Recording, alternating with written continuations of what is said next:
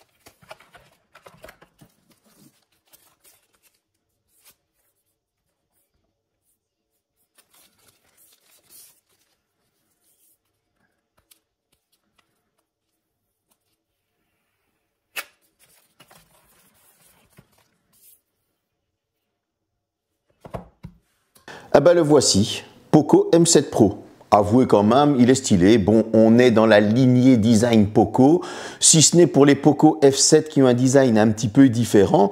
Mais ici, on a des qualités de finition qui sont franchement irréprochables. Ça, il n'y a rien à dire. On est toujours sur une même qualité. Le bloc photo à l'arrière est retourné en carré, pas rond comme les F7. Peut-être que là, on marque une petite différence pour montrer qu'il y a une montée de gamme. En tout cas, on a des bords plats, des coins arrondis. Ça, c'est très agréable. C'est à la mode, on va dire ça comme ça. Sur le dessus, on va retrouver du mini jack. Ouais, vous allez avoir un haut-parleur. Ouais, il n'est pas sur la tranche. Ça, c'est très bien. Vous allez avoir de l'infrarouge et un micro. Bon, maintenant, sur le côté gauche, c'est totalement épuré. Sur le côté droit, bouton de volume et d'extinction. Allumage, bien aussi. Et en bas, on va avoir tiroir de carte SIM, de l'USB type C, un micro et un second haut-parleur. On a un smartphone qui n'est pas trop lourd, qui tient très bien en main, qui honnêtement, dans cette couleur verte, il a son petit style. Bon, bien évidemment, je vous conseille de le mettre dans une coque, c'est toujours bien de le protéger. Et justement, comme vous l'avez vu dans le déballage, bon, attention, le chargeur ne sera pas fourni, moi je l'ai pris ailleurs, etc., etc., je ne dirai pas où. Mais en tout cas, vous aurez quand même une coque pour le protéger. Je trouve que c'est assez sympa, il y a toujours ça en plus. Au moins comme ça, c'est déjà ça qu'on dépense en moins. C'est parti pour la suite.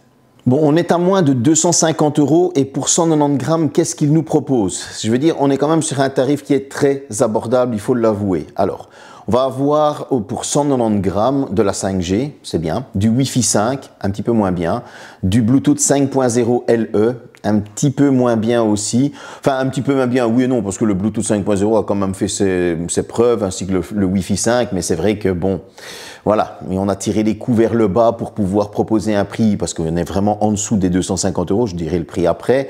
Mais voilà, bon, on va retrouver quoi d'autre? De l'IP64 en guise de protection, ouais, donc forcément on a du mini jack, donc ça allait d'office descendre, et pour ceux qui me disent, oui mais je veux du mini jack, je veux ci, je veux là, il faut bien se dire que des fois, ça va ouvrir un petit peu plus le smartphone à tout ce qui est poussière ou autre, donc voilà, comme ça ainsi vous le savez.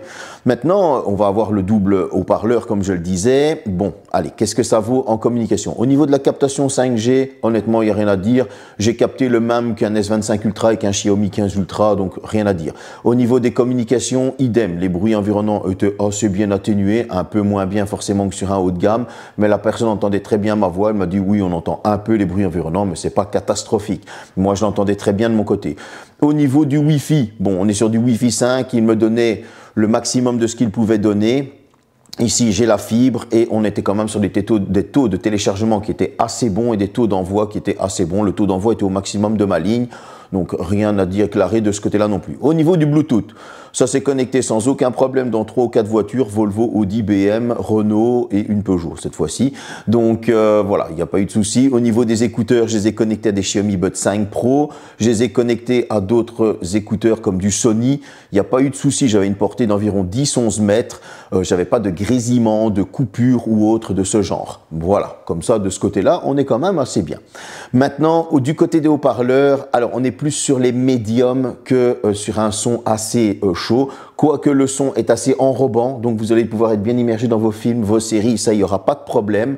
Vos jeux vidéo, idem. Mais voilà, on est plus sur les médiums aigus que avec de la basse, etc. Bon, c'est normal aussi, on est à moins de 250 €. Voilà. Bon, 6,67 pouces en AMOLED, du 120 Hz, ouais, c'est bien quand même à moins de 250 €. Vous allez avoir de l'HDR10+, du Dolby Vision, ouais, c'est très bien, hein, surtout quand on sait qu'il y a certains smartphones de pommes ou de fruits croqués, on va appeler ça comme ça, qui ne proposent pas ce genre de choses à plus de 700 €.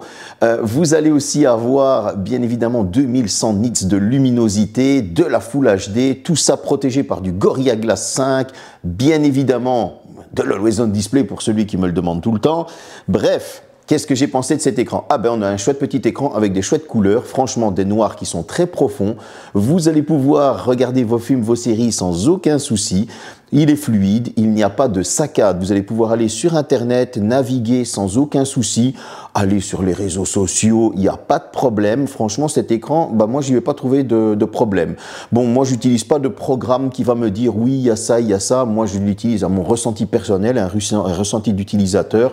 Et honnêtement, bah, il est super agréable à utiliser. Donc, de ce côté-là, je n'ai rien à dire. Concernant l'utilisation dehors, attention toutefois qu'il y a des reflets sur l'écran, donc parfois il faudra se mettre dans une petite zone d'ombre pour les reflets, sinon ce n'est pas dérangeant plus que ça, mais au moins je préfère le préciser. Bref, on a un chouette petit écran qui nous permet de faire toutes nos choses au quotidien sans aucun souci et qui est fluide. Bon, alors pour ceux qui vont me le demander, on a de la double nano SIM, ouais, comme ça ainsi vous le savez, mais pas de eSIM. Bah ouais, c'est normal aussi dans ces tarifs-là.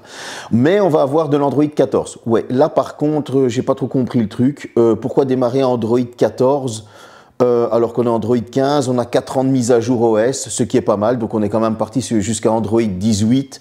Maintenant, bah, c'est un petit peu dommage parce que si on avait démarré avec Android 15, nous serions allés jusqu'à Android 19. Voilà, c'est un petit peu dommage, j'ai pas trop compris le pourquoi. Bref, du coup, bah, forcément, Android 14, on va devoir faire l'impasse sur certaines choses comme l'intelligence artificielle, la retouche photo par exemple. Bah, j'ai pas trouvé comment effacer les personnes en surplus sur nos photos ou des petites choses comme ça.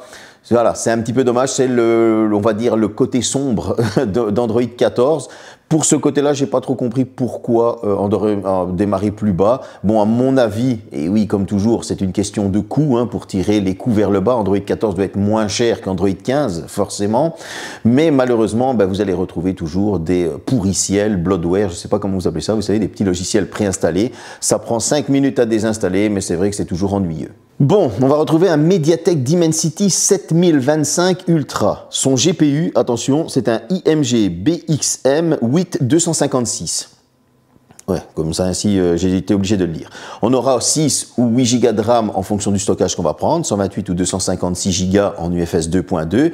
Et ce stockage, il est extensible par une carte microSD, bien évidemment, qui viendra se loger dans une des emplacements nano SIM. Bon, j'ai eu un petit souci. Alors, j'ai un bon bench. Honnêtement, pour le prix, j'ai un bon bench. Mais par contre, au niveau du GPU, Geekbench a complètement planté plusieurs fois. Il n'arrive pas à reconnaître le GPU. Et donc, du coup, il me sortait un score assez minable. Il me disait qu'il y avait un défaut. Il me mettait, à cause de ce défaut, un score minable. Voilà. Comme ça, ainsi, vous le savez. En tout cas, à l'Antutu Bench, ça m'a sorti un score de 467 843 points. Ça va convenir à la majorité des gens qui ne veulent pas se prendre la tête, qui veulent un bon petit téléphone pour écouter de la musique, pour faire leur sport, par exemple, en écoutant de la musique, regarder une vidéo, avoir bien évidemment des réseaux sociaux, les messages, les appels, les mails, bref, ça va convenir un petit peu à tout le monde. Il n'y a pas de souci de ce côté-là.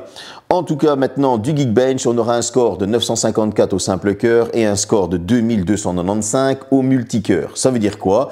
Qui va quand même faire ce multitâche, comme je vous le disais, ces multitâches de SMS, WhatsApp, Messenger, réseaux sociaux ou encore vos mails. Il n'y aura pas de problème de ce côté-là. Vous allez pouvoir aller d'une application à une autre sans aucun souci. Maintenant, là où il y a un petit truc, c'est le GPU. Donc au Geekbench, le score GPU m'a sorti un score de 138, mais il me met qu'il y a eu un problème avec le GPU et ça c'est un petit peu dommage. Bon voilà, il a eu du mal avec ça, il ne l'a pas reconnu, donc j'aurais pas pu vous le sortir plus, désolé. En tout cas, vous allez avoir un smartphone avec lequel vous allez pouvoir faire toutes vos choses au quotidien sans aucun souci. Franchement, il fait très bien le travail. Moi, j'ai pas eu de soucis de ce côté-là. Bien évidemment, je teste toujours en fonction du prix que l'on met. Je vais être moins exigeant sur un smartphone à moins de 250 € qu'avec un smartphone à plus de 1000 ou 1500 €. C'est logique. Bref, on continue. Au niveau du jeu vidéo, j'ai pu jouer à du Asphalt 9. Les temps de chargement sont assez bons malgré le Wi-Fi 5. Donc comme quoi, ça veut rien dire. Les temps de chargement étaient assez courts et le jeu n'était pas moche du tout. On pouvait se faire de chouettes parties assez fluides. Au niveau de Genshin Impact, j'ai pu jouer avec des graphismes faibles et du 30 FPS. Donc on avait un jeu qui était franchement assez cool.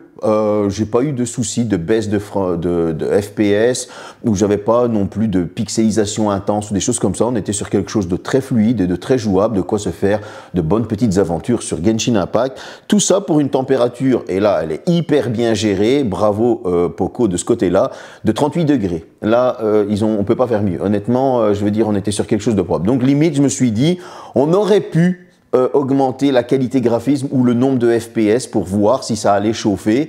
Même si on avait monté à 45, ça aurait monté un tout petit peu plus, 3-4 degrés.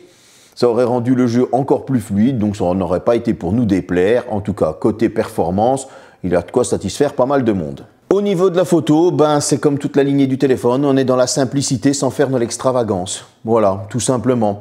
On a un prix qui est tiré vers le bas, donc du coup, il faut s'attendre nous aussi à ne pas filmer en 8K, bien évidemment, pour les débiles qui parfois me sortent des trucs ahurissants. En tout cas, on retrouve un premier capteur de 50 mégapixels, ouverture 1.5, un capteur de profondeur de 2 mégapixels, ouverture 2.4, et à l'avant, un capteur de 20 mégapixels, ouverture 2.5. Tout ce joli petit monde est capable de filmer jusqu'en 1080p, 30 FPS. On a une photo qui est correcte. Franchement, elle passe. Vous allez pouvoir faire vos petits souvenirs sans aucun souci, vos photos de famille lors d'un barbecue, lors d'une visite en famille ou pas à un Disney ou je ne sais pas, Walibi ou tout ce que vous allez, vos parcs zoologiques. Bref, vous allez pouvoir avoir de bons petits clichés. Maintenant, vous allez pouvoir zoomer jusqu'en zoom x2, c'est très propre. Ça peut aller jusqu'au zoom x20, mais après, je ne vais pas vous mentir, il commence à y avoir du bruit dans l'image. Limitez-vous maximum au zoom x4, c'est celui que je vais vous conseiller. Mais plus loin, vous aurez du bruit dans l'image, ce qui est assez logique. Bref, pour ceux qui veulent quand même aller par curiosité voir avec un zoom x20, vous verrez, mais voilà, avec un petit truc moins bien, comme on dit. Du côté de la vidéo, je vous ai filmé ça en 1080p 30 fps, on est sur quelque chose de pas mal du tout, parce que c'est quand même assez bien stabilisé. Les couleurs, elles sont honnêtement typiques, il n'y a pas de souci. On est vraiment sur quelque chose qui respecte ce qu'il y avait dehors. Il n'y a pas de bruit dans l'image, on est sur quelque chose de franchement pas mauvais du tout. Maintenant, au niveau des selfies, ouais, je l'ai mis différemment cette fois-ci. Au niveau des selfies et du mode portrait, on est sur quelque chose qui, par contre, là, me blanchit un petit peu. Ouais, j'ai pris un peu de couleur, donc c'était un petit peu moins cool de me voir un petit peu plus blanc. Donc, si vous voulez reprendre vos couleurs, je vous conseille de mettre le premier filtre et là, vous reprenez vos couleurs. Il a une tendance un petit peu à nous faire un peu plus blanc que la moyenne. Bon, ça ne dérange pas, mais en tout cas, au moins, moi, ce que j'ai apprécié, c'est qu'il ne va pas me lisser le visage ou des choses comme ça. Ça, c'est quelque chose que j'apprécie. Maintenant, du côté de la macro, il faudra faire une macro au zoom. J'ai fait une macro au zoom x2 et honnêtement, c'était très propre et comme on peut le voir, c'est quelque chose de pas mauvais du tout. Si on continue sur la photo de nuit, elle fait juste son travail. En fait, c'est pas non plus qu'elle est exceptionnelle et c'est pas non plus qu'elle est mauvaise. Bref, on a une partie photo qui va bien faire son taf. Quand je dis bien faire son taf, elle fait juste ce qu'on lui demande sans en faire trop. Malheureusement, c'est vrai qu'on aurait pu avoir un deuxième capteur, ultra grand angle. On aurait pu avoir, par exemple, aussi de la retouche. Voilà, ça, je veux dire, on se limite à ces choses-là, mais c'est pas mauvais pour autant. Une batterie de 5110 mAh, une charge rapide de 45 watts. 1h20 pour le charger entièrement lorsqu'il est à 5%, plus ou moins. Alors, on a déjà vu mieux. Si vous le chargez à 20%, vous êtes en dessous de l'heure, donc ne vous inquiétez pas. Cependant, j'ai été très étonné de voir l'autonomie. Ah, ça, l'autonomie, elle va franchement bien. Pourquoi? Je vous l'affiche ici. Comme vous pouvez le voir, il me reste 14% de batterie. Si je le laisse tel quel, je peux encore tenir 3h45. Cependant, le 15h22 d'utilisation que vous allez voir, c'est 15h22 d'écran allumé à 50%. Et ça, pour moi, ça c'est bon. 15h22 minutes d'écran allumé, il me restait encore 14%, là, chapeau. Ça veut dire quoi? Ça veut dire que pour une personne qui a une et là je vais avoir vraiment quelque chose de normal, c'est-à-dire une utilisation plus modérée, ben, vous allez tenir votre journée et demie facile, voire même votre deuxième journée. Ça, franchement, c'est très très bon. Là, du coup, c'est vrai qu'il faut lui laisser ce petit truc-là. Le 15h22 minutes d'écran allumé, et il restait encore 14%. Là, j'avoue que Poco, vous m'avez fait quelque chose qui m'a fait plaisir. Merci. 237 €. Quels sont ses défauts? Bah, le premier qu'on va lui reprocher, c'est de ne pas démarrer en Android 15. Ouais, du coup, on perd une année de mise à jour. C'est un petit peu dommage. Mais comme j'ai dit, le prix est tiré vers le bas. Et en plus, bah, il y a les pourriciels, vous savez, les bloatware préinstallés. C'est dommage, mais bon, on a l'habitude maintenant.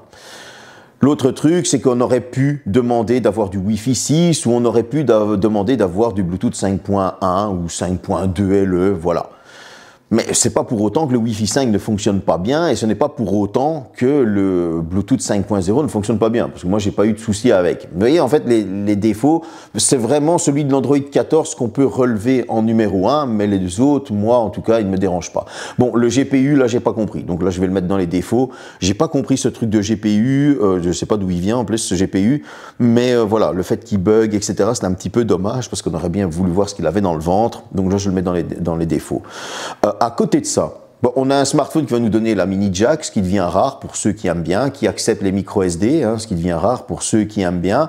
On a un bon score AnTuTu Bench, on a un bon score Geekbench, donc ça veut dire que c'est un smartphone qui va convenir à tout le monde, à toute personne qui n'a pas envie de se prendre la tête, qui n'a pas envie de dépenser de l'argent dans un smartphone et qui doit faire des messages, téléphoner, parce que c'est quand même la fonction principale d'un téléphone, je tiens quand même à le dire, et qui va aller sur ses réseaux sociaux, etc.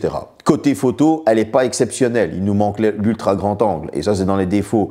Mais à côté de ça, c'est pas non plus quelque chose de mauvais. Il faudra se limiter. Bien évidemment, encore une fois, on en a pour son argent. On va dire, on peut pas exiger d'avoir des fonctions d'un smartphone à 1000 €. Je serai toujours plus intransigeant avec un smartphone à 500, 600, 700, 800, 1000 €, 1500 € qu'un smartphone à 237 € ou à 200 €, ce qui est logique. Bref, on a un smartphone qui fait bien le travail. Au final, il fait ce qu'on lui demande sans en faire plus. Maintenant, il y a un truc où il va aller un petit peu plus loin, c'est l'autonomie. L'autonomie, ça franchement pour moi c'était une belle petite surprise. 15h22 minutes comme je vous l'ai affiché, et ça c'est écran allumé, c'est quand même assez rare, ça devient assez rare.